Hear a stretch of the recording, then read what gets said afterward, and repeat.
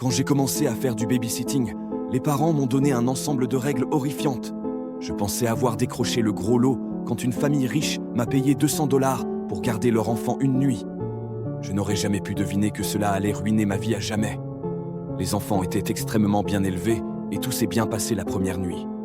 Le jeune couple a dû penser que j'avais fait du bon travail, car la nouvelle s'est vite répandue dans le quartier riche que j'étais un excellent choix de babysitter. C'était parfait pour moi. La plupart des familles ici paient bien mieux que là où j'habite, car elles descendent toutes de longues lignées de familles riches. Mais j'étais toujours méfiante à l'égard de certaines familles. On entend des rumeurs sur les gens très riches, des histoires très effrayantes, mais je n'y ai jamais vraiment cru.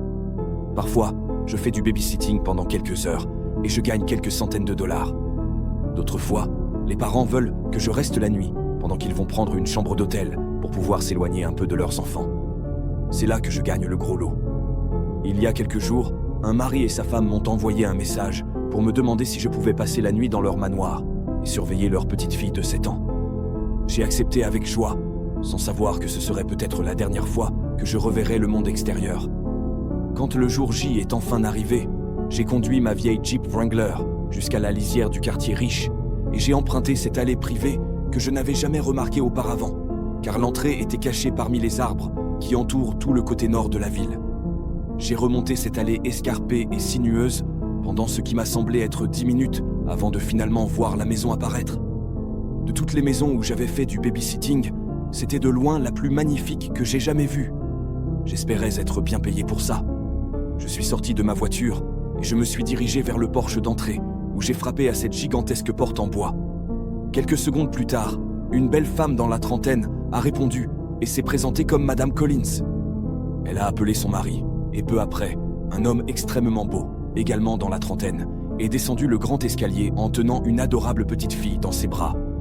Le couple semblait très pressé de partir et même s'ils étaient tous les deux magnifiques, je pouvais dire que sous toute leur beauté, ils étaient tous les deux extrêmement fatigués et hagards d'avoir à s'occuper de leur enfant de 7 ans.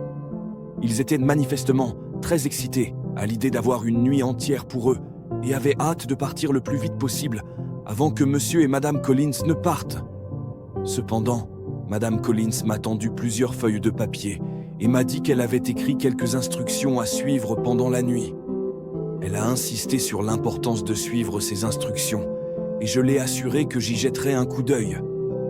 J'ai fait signe au joli jeune couple alors qu'ils descendaient à l'allée dans leur Mercedes chère, puis j'ai fermé la porte derrière moi. J'ai jeté un rapide coup d'œil aux instructions avant de plier les papiers et de les fourrer dans ma poche arrière. Je les regarderai plus tard.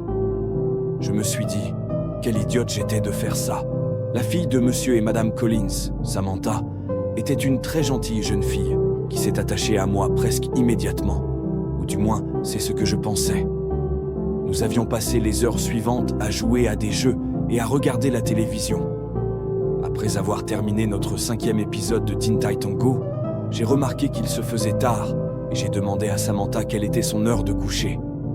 Elle a haussé les épaules, sans vraiment me donner de réponse. C'est alors que je me suis souvenu des instructions de Madame Collins. J'ai sorti les feuilles de papier pliées et les ai parcourues très rapidement. Quand j'ai vu les mots « Samantha doit être au lit avant 20h », j'ai vérifié l'heure pour constater qu'il était presque 19h45. Eh bien, on dirait que c'est l'heure d'aller au lit maintenant, ai-je dit. J'ai soulevé Samantha du canapé pour pouvoir la préparer. Elle s'est brossé les dents et je l'ai bordée dans son lit California King Size. Je lui ai dit bonne nuit et je quittais sa chambre quand elle a dit quelque chose qui m'a arrêté net. « N'oublie pas de verrouiller ma porte avant de partir », dit-elle. J'ai arrêté de marcher et me suis retourné vers elle, confuse. « Qu'est-ce que tu veux dire par ne pas oublier de verrouiller ta porte ?» ai-je demandé. « Pourquoi aurais-je besoin de verrouiller ta porte? Et si tu dois aller aux toilettes au milieu de la nuit ?» Elle m'a regardé innocemment et a de nouveau haussé les épaules. « Je ne sais pas, mais maman verrouille toujours ma porte avant que je m'endorme. Elle dit qu'elle le fait pour me protéger et se protéger elle-même. Je ne me souviens pas de ce qui se passe après que je m'endors, mais maman dit que j'essaie toujours de quitter ma chambre la nuit, ce qui est une mauvaise chose. » Je l'ai regardé, abasourdi. Je ne savais pas quoi dire. Quel genre de parent enfermerait leur enfant dans sa chambre la nuit?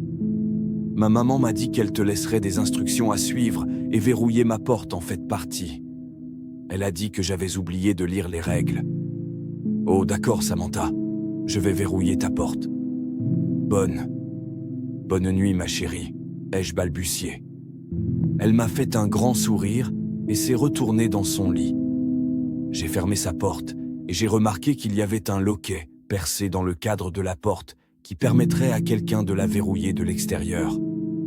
J'ai fermé le loquet, puis je suis redescendu pour pouvoir lire le reste des instructions de Madame Collins. Quand j'avais vu les feuilles de papier pour la première fois, j'avais eu l'impression qu'il s'agissait simplement d'instructions, me disant quelles émissions Samantha n'avait pas le droit de regarder ou comment faire fonctionner le son surround. Après avoir commencé à les lire cependant, j'ai réalisé que j'avais tort. J'avais complètement et totalement tort. J'ai commencé à lire. Bonjour Annie, je suis si heureuse que vous ayez accepté de passer la nuit et de garder Samantha pour nous. C'est un ange et je suis sûre que vous vous entendrez très bien toutes les deux. Je sais que notre maison peut sembler vieille et effrayante, mais ne vous inquiétez pas car rien de mal ne vous arrivera tant que vous suivrez quelques instructions simples. Premièrement, Samantha doit être au lit dans sa chambre, avec la porte verrouillée avant 20 heures. N'ouvrez pas la porte de sa chambre après 20 heures. Je répète, n'ouvrez pas la porte de la chambre de Samantha après 20 heures.